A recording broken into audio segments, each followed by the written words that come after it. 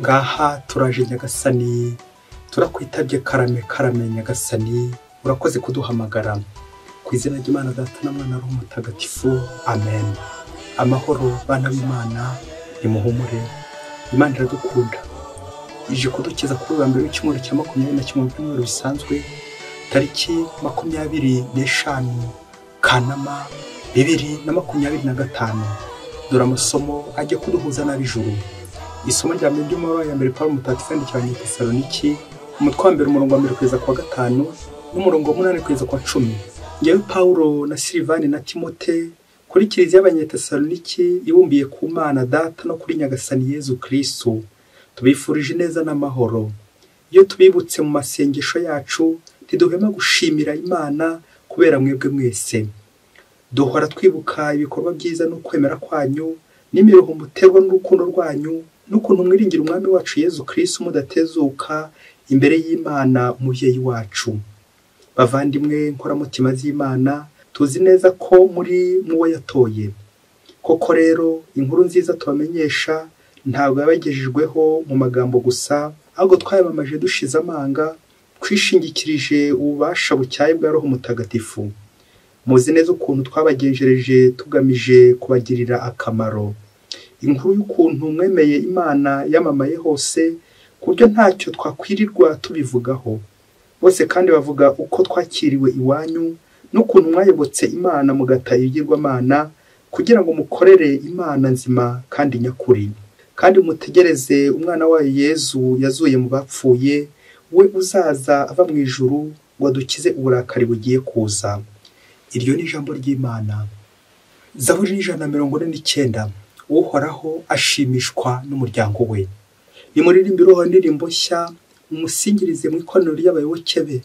Isiraheli niyishimire uwayiremye, abahungu b'i Siyoni bahimbazwe n'ibirori bakorera umwami wabo. Nibasingize izina rye bahamiriza, bamuvugirize ingoma n'inanga, kuko harashimishwa n'umuryango we, abintamenyekana akabahaza umukiro. Abayoboke be nibahimbazwe no kumukuza, ndetse bavugirize impundu no ku mariri yabo, bakore mu gahogo barata Imana, ngiryo ishema ry'abayoboke b'Imana. Uhoraho ashimishwa n'umuryango we. Nyagasani Yezu nabane namwe. Amagambo mu Ivanjili ntagatifu ko yanditswe na Matayo, umutwe wa 23 umurongo wa 13 kugeza kwa 22. Muri icyo gihe Yezu aravuga ati, nimwiyimbire bigisha amategeko n'abafarisayo b'indyarya, mwe mutesha abantu irembo ry'ijuru. Ubwanyu ntimwinjira, maze n'ababishaka ntimureke binjira. Nimwiyimbire bigisha amategeko n'abafarisayo b'indyarya, mwe mubungera mu nyanja no mu bihugu, kugira ngo mugire uwo muhindura, kandi mwamubona mukamugira uwo kujugunywa mu nyenga y'umuriro, bitambutse ibyanyu inshuro 2. Nimwiyimbire bayobozi muhumye, muvuga ngo iyo umuntu arahije ingoro y'Imana ntacyo bitwaye, ariko arahiza zahabu y'ingoro akaba akomeje. Mwabasazi mwe n'impumyi, ikiruta ikindi ni ikihe, zahabu cyangwa ingoro itagatifuza iyo zahabu? Murongera kandi muti, iyo umuntu arahije urutambiro ntacyo bitwaye, ariko arahize ituro riri ku rutambiro akaba akomeje. Mwampumyi mwe, ikiruta ikindi ni iki, ituro cyangwa urutambiro rutagatifuza iryo turo? Nuko rero kurahiza urutambiro ni ukurahiza n'ibiruriho byose. Kurahiza ingoro ni ukurahiza n'uyituyemo. Kurahiza ijuru ni ukurahiza intebe y'Imana n'uyicayeho. Iyo ni Ivanjili ntagatifu. Nyagasani Mana igira neza, twebwe abayoboke bawe turagusanze kuko uduhamagaye. Buri gihe uduhamagarira icyiza kugira ngo tugende neza mu nzira zawe kushaka. Ukadutambutsa ijambo ryawe kugira ngo tubeshweho naryo, kugira ngo riduhindure, tukwegere n'umutima wacu wose. Ngaha Nyagasani tukoretse imitima yacu igiye kuzirikana ku ijambo ryawe, kugira ngo neza yawe duhoreho. Tukweretse imitima yacu kugira ngo ikwerekereho Nyagasani. Reba n'impuhwe abayobozi aho bari, kugira ngo bayobore imbaga yawe uko ushaka. Reba n'impuhwe Nyagasani abashinze ubushyo bwawe, kugira ngo abari wowe ubaha ubushobozi n'ububasha bwo kukuragirira uko ushaka. Nuko intama zawe nazo zikomeze zigubwe neza, bitewe n'ifunguro zihereza buri munsi, bitewe n'abo bashumba beza ukomeza kubahereza, kugira ngo bayobore mu nzira ikugana. Turabasabiye bose bafite uruhare mu kukugezaho imbaga yawe, bafite uruhare mu kuyobora ubushyo bwawe, abose Nyagasani kugira ngo ubatere imbaraga, kugira ngo wowe kudohoka, ahubwo bakurangamire maze bagusozeho ubushyo baragije buri munsi. Ku bwawe Yezu Kristo umwami wacu, amen. Bayoboke b'Imana, imugire amahoro. Fungura buri munsi, ufungure buri munsi, ufungure abandi buri munsi, ineza y'Imana buri munsi, ijambo ry'Imana buri munsi uhure n'Imana, buri munsi uhure n'abandi, dore ko umuntu wese wahuye n'Imana agomba no guhura n'abandi nk'ikimenyetso cy'uko wabonye Imana, ya Mana ituma uza kubona mugenzi wawe buri munsi. Amasomo yacu duteguriye ahiniye mu ijambo bita urufunguzo. Muvyeyi, urufunguzo rwo hari ibiryo. Waguha urufunguzo rwo hari ibiryo, nta kindi biba bisaba usibye gufungura na rwa rufunguzo nyine baguhaye, hanyuma ugafungura. Rwose nicyo baba biguhereye, ariko ntabwo wibagiza ko utari wenyine ku isi, hari abandi bari ku isi, nabo ugomba kwibuka kubafungurira ndetse no kubafungurira, kandi ibyo ukabikora buri munsi. Ngubwo urufunguzo. Ese hari urufunguzo ufite wowe? Hari abafite urufunguzo rw'ikuzimu, hari n'abafite urufunguzo rw'ijuru. Nta n'umwe Nyagasani hari urufunguzo rw'ikuzimu. Twese duheruka duha imfunguzo z'ijuru, cyagiye muri batisimu adukingura ijuru. Nawe yahise aguha urufunguzo, nanjye yararumpaye. Twese dufite imfunguzo zahari ibiryo, hasigaye ko dufungura. Tekereza nawe kuri iri foto, umuntu ashyize ibiryo ku isahani, ariko ati simfungura, niho bucya no gufungura abandi, bya biryo bikaza kubora, bikarangira nyine bijugunye. Urufunguzo rwo hari ibiryo. Turaza kubona urufunguzo ni ikimenyetso cy'ububasha. Ubwo bubasha ufite, ese ushobora gufungurira abandi ijuru cyangwa burabafungira? Ese wowe ushobora kugufungura ijuru cyangwa nawe warikingiye urafungura udanangira? Urufunguzo rwo hari ibiryo uracyarufite? Ninde ujya ufungurira kandi ukamufungurira? Aho nawe ujya wifungurira cyangwa warifungiranye nawe? Isomo rya mbere turi kuzirikana, Pawulo mutagatifu yandikiye Abanyatesaloniki ibaruwa ya mbere, atari amahame ari kwibutsa akomeye, ahubwo ari kubashimira uburyo bakomeje gusigasira ukwemera. Urufunguzo rwo kwemera, rwa rufunguzo ruganisha ku Mana, rugera ku Mana. Ubwo bafunze ikuzimu kuyoboka ibigirwamana, ibyo byose barabyirinze, nuko bagafungura ijuru bayoboka Imana nyakuri. Ngurwo urufunguzo rw'ijuru, urufunguzo rwo hari ibiryo. Ibiryo nta bindi usibye kubana n'Imana, guhura n'Imana, ibiryo biryoshye. Ngiye neza buri no munsi ikiriza iri somo, uburyo ba Pawulo bishimiye iri korano ry'Itesaloniki, uburyo rikomeje gusigasira ukwemera. Ati uhora ashimishwa n'umuryango we. Amen, amen, amen. Iyo ukora neza Imana irishimye, iyo ukora nabi Imana irababara. Nabyo twumvise mu Evanjiri no munsi, Yezu babaye, arashavuye, ari kugira icyo agibwira abafarisayo n'abigishamategeko, bo bari kubabaza imbaga, bo bafunze ijuru, bo Nyagasani haye urufunguzo rwo hari ibiryo, ngo bagafunga ubwabo ntibinjire, ngo n'abashaka kwinjira bakabakumira, niyo bareke binjira. Mbega kaga karaha. Muri no Evanjiri turamara iminsi 3 twumva ijambo bita nimuyimbire, ngo rizagaruka inshuro 7 zose. Uyu munsi kuwa mbere riragaruka inshuro 3, ejo kuwa kabiri rizagaruka inshuro 2, kuwa gatatu rizagaruka izindi inshuro 2. Bitwibutsa iyi nimuyimbire Yezu yayivuze atari umuvumo agiye kubwira abigisha amategeko n'abafarisayo, atari kubavuma, ahubwo ari kugira ngo abakebure, kuko ababajwe n'umuryango we, wa muryango bashikamiye, kandi aribo bakagombye kugira bate, ari bakagombye kuyobora ku Mana. Abafarisayo n'abigisha amategeko rero aho kuyobora abantu ku Mana, bari kubayobora ikuzimu. Rwa rufunguzo bahabwa babasha bahawe ntabwo bari kubukoresha uko bikwiye, na nicyo cyabaje Yezu.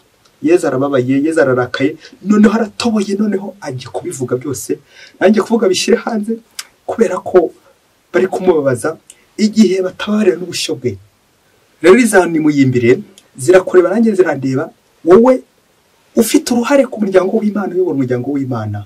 Hari ikintu kigiye tubaho, sinzi wo niba kitajya kubaho, ariko ngewe kijya kimbaho. Iyo twumvisha abigisha amategeko n'abafarisayo, twumva nk'aho ari abo hirya kure, iyo kuri Yerusalemu, kure iwabo wa Yezu, ariko tukaza kubagirwa ko abigisha amategeko n'abafarisayo bari bafite nyine imirimo 2 imbere y'umuryango w'Imana. Abigisha amategeko bari abantu bari barize iby'amategeko, abadogiteri, docteur de la loi. Abo ngabo twabagereranya n'abapoliticiens, abantu muri politike. Abo nabo bashinzwe kuyobora umuryango w'Imana, babandi Imana iha ubasha, ubwenge, bafite ubwenge, la science et la connaissance bwo kuyobora umuryango w'Imana. Ubuyobozi bwose buturuka ku Mana. Nyagasani yabahaye ubuyobozi, ariko babukoresha bate? Yerekeza uburyo abatuye isi, abayobozi b'igihugu bayobora abaturage, abayoboke b'Imana. Hanyuma abafarisayi nabo bari bashinzwe iyobokamana, l'occulte, bashinzwe kwemera uburyo twayoboka Imana. Aba rero twabageranye n'abihaye Imana, biyeguriye Imana, abakristo, abandi bayobora abandi ku Mana. Padiri arimo, ababikira barimo, frere barimo, abihaye Imana bayobora kiliziya, abayobozi ba kiliziya n'abandi bose. Ese aba ngaba bose ari abayobozi b'igihugu, ari abayobozi ba kiliziya, iyo bakoranye barushaho kuyobora umuryango w'Imana kuri Kristo mu ijuru, cyangwa iyo bakoranye bakorana nabi bikaza kurangira umuryango w'Imana uri kurindagira? Iyo babaza Imana, Yesu arababara ati koko mwebwe mufite urufunguzo rwo hari ibiryo, none ko kubwanyu ntimwinjire ntimunabirye koko? Inzara ikica abaturage, inzira ikica abakristo, kandi muhari narabahaye urufunguzo rwo hari ibiryo. Icyo kibabaza Imana bikomeye. Ese muyobozi, mutegetsi, ko duherutse Yesu yaraguhaye urufunguzo rwo hari ibiryo? Iyo bavuze urufunguzo rwo hari ibiryo bishatse kuvuga ubuzima, kurengera no kurenganura abana b'Imana, kurengera ubuzima. Ko Yesu aherutse guha urufunguzo rwo hari ibiryo, rwo hari ubuzima, waje gutinyuka ute ugacurisha urufunguzo rw'ikuzimu, urufunguzo rwa Sekibi, kuyobora abana b'Imana kwa Sekibi? Ese muyobozi, uracyafite urufunguzo rw'ijuru Nyagasani yaguhaye, cyangwa ufite urw'ikuzimu rwandi wacurishije? Urufunguzo rwawe rumeze rute? Urufunguzo rwo hari ibiryo. Iyo umuntu afite urufunguzo rwo hari ibiryo, ararya yarangiza agahereza abandi. Ese koko abaturage, abayoboke b'Imana bamerewe bate? Muyobozi, ngo umunsi umwe hirya kure cyane muri Afurika, ngo umupasiteri umwe yayoboraga ubushyo bw'Imana, yari umuntu mwiza, akabuyobora neza, abaturage bakishima uburyo koko afite umupasiteri mwiza ubayobora neza, agakora ibikorwa byiza by'urukundo byinshi cyane. Nuko igihe kimwe kiza kugera, uko yanezezaga imbaga yarayoboye, baza no kumuhimba izina le bon pasteur, nyine kwitiranwa na Yesu ntibigira uko bisa. Le bon pasteur, umushumba mwiza. Buri gihe cyose abayoboke b'Imana bakishima, barishimye rwose, pasteur ubayobora neza. Nuko igihe kimwe kiza kugera, yuko ntago haraganze, bagiye kumva un bon matin cyangwa un mauvais matin, umva umuyobozi ngo yapfuye, bon pasteur ngo yapfuye. Neza birababaza cyane. Abayoboke b'Imana bari muri ako gace, birababaza cyane. Ariko bitewe n'uko yitwaraga neza, ngo bageze kwirimbi batangira bavuga nyine ukuntu subito santo, nta kabuza rwose, noneho niba ijuru koko ririho, uyu niwe uzari banzamo, uyu ntiyabura kugera mu ijuru. Uko bakomeza bamuherekesha indirimbo, amasengesho n'ibindi bisingizo byose, ati koko uyu muntu nta kabuza aragera mu ijuru. Nuko ngo wa muyobozi amaze gupfa, bagiye gutangira kumushyingura, bari kwirimbi. Ubwo wa muyobozi nyine birumvikana ntakiri aho ngaho. Igihe cyaje kugera, wa muyobozi ageze hakurya y'imva, ngo agera ku muryango w'ijuru. Ahageze, Petero ahita atabaza ati, yewe muntabare, hano haje umugabo ntazi. Nuko ngo Yesu abarahageze. Ahageze abwira wa muyobozi ati, wowe ntabwo iri juru ushobora kuryinjiramo, none iri juru ntabwo ryinjiramo, urajya ikuzimu. Pasteur ati, koko njye kuzimu? N'uburyo nakoreye imbaga y'Imana, n'uburyo nagukoreye, n'uburyo nakoze ibikorwa by'urukundo, n'uburyo nitwaye neza, n'uburyo nari umushumba mwiza, koko Yesu nibumpembye koko? Nuko batangira bajya impaka na Yesu, bya bindi by'uko nyine ntawubura n'umuhamba. Nuko Yesu ngo aramubwira ati, umva rero pasteur, wowe uri umwicanyi, ntawe ushaka gukandagira mu ijuru, nta mwicanyi uzakandagira mu ijuru. Nuko pasteur ati, koko Yesu, ko ntarigera nica n'imbeba yapfuye, ibiganza byanjye ntibigera bimena amaraso, nta muntu n'umwe ndica mu buzima bwanjye, nta muntu n'umwe ndagira nabi, koko urambura iki Yesu? Koko ngiye gukorwa n'isoni, niyo ugiye mu muriro, koko n'igihe nawe ngukorera nge utarigera wica n'imbeba yapfuye ibiganza byawe ntibyigeze bimena amaraso. Nuko Yesu ngo aramubwira ati cyagiye naguhaga kashe ngo ujye uyiteraho ukiza abantu, ahubwo iyo kashe ntabwo ugeze uyikoresha. Ati uribuka mu karere kawe uburyo abasore n'ingimbi mu karere kawe babemereye kujya batwara udukingirizo aho bagiye hose, wagira ngo ni nk'irangamuntu, bagiye mu byaha, bagiye gukora ibyaha, bityo ngo bajya bitabara. Ibyo hari igihe wigeze ubivuguruza? None se ntabwo wari uzi ko izo roho ziri kwangirika, ziri gupfapfana? Aho niho ari umuyobozi muri ako karere. Niko cya gihe bamamaje udupira, inkingo, udushinge, ababyeyi bose bakatwadukira, aho niho wareberaga wowe? Hari icyo wigeze ubikoraho? None se niho ufite kashe nayiguhereye iki? Cyagiye muri ako karere kawe batoye itegeko ryo gukuramo inda, umuntu wese watwaye inda yumva imubangamiye cyangwa atabishaka agahita ayikuramo. Hari urwandiko wigeze wandika unabivuguruza ngo utereho iyo kashe naguhaye? Hari icyo wabikozeho? None se ntibapfuye benshi cyane? Cyagiye muri ako karere bemereye abangavu, abakobwa, abagore n'abandi benshi cyane kujya baringaniza imbyaro, bityo bagatora itegeko ry'ubusambanyi, buri wese agasambana uko abishaka n'uko abyumva. Iryo tegeko wigeze urisoma? Iryo tegeko wigeze urivuguruza? Ko naguhaye urufunguzo nkaguhaye kashe, hari icyo wigeze ubikoraho? Hari urwandiko wigeze wandika rubivuguruza? Nuko pasiteri ati Yezu ndatsinzwe, kuko akenshi nagiye ntinya, rimwe ngatinya ko nanjye nshobora guhasiga ubuzima nkabyihorera, kubera ko numvaga ngewe ntacyo nzabikoraho, nawe nzigera nicyo, nawe nzigera nkorera nabi. Yezu ndatsinzwe, ariko mbabarire rwose sijye mu muriro. Nuko ngo muri ako kanya ngo Bikira Mariya ngo yari ari kumva icyo kiganiro cya Yezu n'umupasiteri, ngo ahita ajyana Yezu ku ruhande, maze ngo aramubwira ati ariko nubwo uyu mugabo adakwijuru, ariko nyamara ajya kuvuga ishapure neza, reka tumuha andi mahirwe asubire iwabo, hanyuma tumutote iriya kashe, noneho ayikoreshe, asinya ku byemezo by'abari kujya hano mu ijuru, asinya ku byemezo byo kurengera ubuzima, byo kwita ku bantu, kubavugira no gutavuguruza Imana, bityo akoreshe iriya kashe arengera ubuzima bw'abantu. Nuko birangira amuhaye deuxième chance. Nuko ngo abari bari kwirimbi bagiye kubona, babona serikeye iri kugenda ikora muvoma, barikanga bati habaye iki? Bagiye kureba basanga wa mpasiteri agatima karacyari gutera. Nuko bose barishima cyane, bavuza impundu, bakoma amashyi. Birangira nyine bongeye kumukura muri serikeye, akomeza kuba muzima. Imbaga irishima cyane, le bon pasteur. Bayoboke b'Imana, Yezu Kristo akuzwe. Reka dusoreze gutuntu dutatu tuza kugufasha kongera kureba icyo umaze urufunguzo wahawe. Icya mbere, baguhaye deuxième chance ngizi, bakagusubiza narigiye kuvuga ku isi, wari wapfuye, wakora iki? Aho wakwivugurura, wakwicuza, wakwigorora, wagorora n'abandi, rwa rufunguzo noneho warukoresha werekeza abandi mu ijuru. Nuko rero nawe tujye tumenya ko twahawe deuxième chance, turi muri deuxième chance, andi mahirwe ya kabiri twahawe. Nuko rero ducurukura ibyo twari twaracuritse, tugorora ibyo twari twaragoramije, hahandi tutajya tuvugira Imana, tukayivuguruza, natwe dukomeza tuvugira Imana.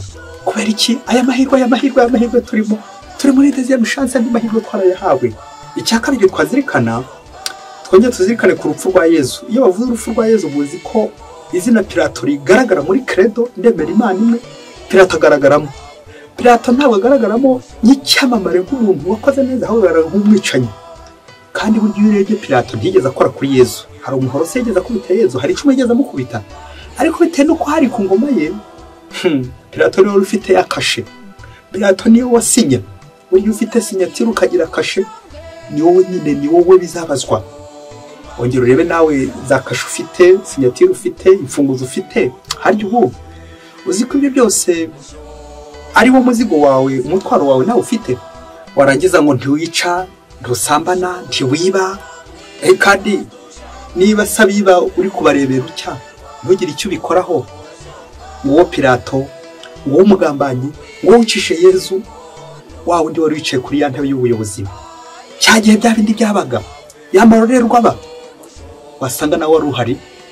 Hari ibyo tuvuga mu gitabo cyakozwe n'intumwa ngo abishe Stefano bari barambitse imyambaro yabo y'umusore bita Sawuli. Wasanga nawe uri Sawuli barambitse ibyo byose ibikoresha imbere yawe wowe komeza ubirebera warangiza ngo sinica rwose Yezu nta kibi nakoze nta kintu nakoze. Nyamara ibyo byose Yezu arabona ko wirengagije. Icya gatatu twasorezaho ni ukwirinda kuba nk'ipoto muri kiliziya mu gihugu mu karere. Ese hari igihe wigeze witandukanye n'amategeko y'ubwicanyi, amategeko yo kugira nabi? Nk'uko Yezu adusaba gufungura ntidufunge, kureka abandi bakinjira, ariko natwe ntitumere nk'icyapa gisigara gishinze ivumbi rigikubita imvura, natwe tukerekeza ijuru tukarangira abandi ijuru, ariko natwe tukajya mu ijuru. Ushobora kuba ndi padiri nereka abandi ijuru, mbwira abandi inkuru nziza, ariko igihe cyazagera njye sindijyamo. Kubera iki? Nabaye nyine nk'iyo poto mfite urufunguzo ariko sinjya fungura kugira ngo abandi binjire, nanjye nkasigara ishinze ndashaka kwinjira. Yego ntiwiba ntiwica nturoga ntusambana, ariko ushobora kuba uhagarariye ibyo bikorwa indirectement ubizi cyangwa utabizi. Muyobozi iyo kashe, iyo nkoni, iyo ngofero, iyo ntebe, iyo nkweto, iyo office, ibyo biro, ibyo byose ni ibimenyetso by'ububasha Imana yaguhaye. Ubikoresha ute?